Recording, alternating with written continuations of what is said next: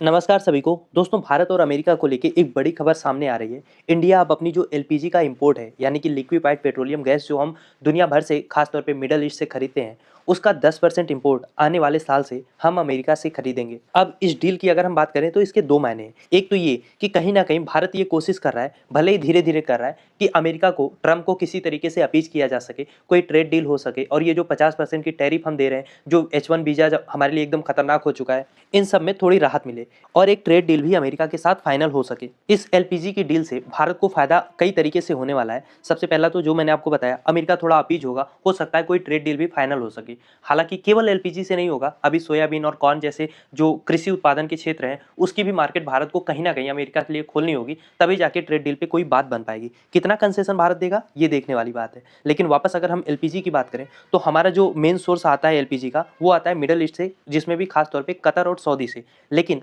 America का जो LPG है वो हमें काफ़ी सस्ता पड़ने वाला है। रीजन उसका ये है कि अमेरिका में सेल गैस के उत्पादन के दौरान ही नेचुरल गैस लिक्विड के रूप में एलपीजी बड़े पैमाने पे निकलता है। यानी ये केवल एलपीजी निकालने के लिए एक्सट्रैक्शन नहीं करते, सेल गैस निकालते हैं, उसमें एलपीजी भी निकलता है। तो एक साथ दो चीज़ें निकल रही हैं, इसलिए ये को प्रोडक्शन अमेरिका को बहुत सस्ता पड़ता है, लागत कम आती है, इसीलिए अमेरिका से एलपीजी बहुत सस्ता मिलता है। हाँ, आपको ये लग सकता है कि मिडल ईस्ट से तो लगभग 2-3 गुना ज़्यादा दूर अमेरिका है, तो शिपिंग कॉस्ट तो बहुत ज़्यादा होगा, ज़्यादा है। लेकिन फिर भी अमेरिका और मिडल ईस्ट के बेस प्राइस में इतना अंतर है कि शिपिंग कॉस्ट ज़्यादा होने के बावजूद भी हमें अमेरिका से एलपीजी सस्ती पड़ेगी। अब इससे होगा ये कि मान लो मिडल ईस्ट में कल को कोई प्रॉब्लम होती है, वहाँ पे युद्ध हो जाता है, तो हमारी एनर्जी सप्लाई रुकनी नहीं चाहिए। यानी हमने डाइवर्सिफिकेशन के लिए अमेरिका को चुना है। दूसरा, अमेरिका और भारत के बीच में जो ट्रेड डेफिसिट है, वो इससे कहीं ना कहीं कुछ कम होगा, 3 से 4% तक कम हो सकता है। और तीसरा, भारत का जो घरेलू उपभोक्ता है, जिसको प्रधानमंत्री उज्ज्वला योजना के तहत या फिर अन्य योजनाओं के तहत जो सब्सिडी दी जाती है, उस सब्सिडी का वित्तीय बोझ तो भारत सरकार पे गिरता है। जब एलपीजी सस्ती मिलेगी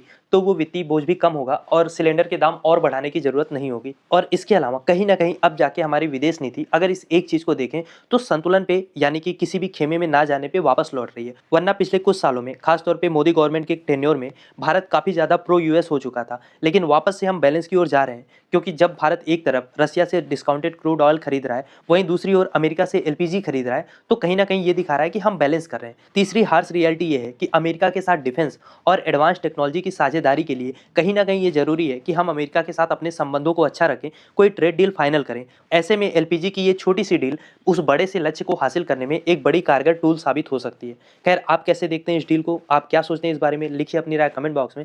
और इस टॉपिक का कंप्लीट वीडियो आप डायरेक्टली चैनल पर भी जाके देख सकते हैं।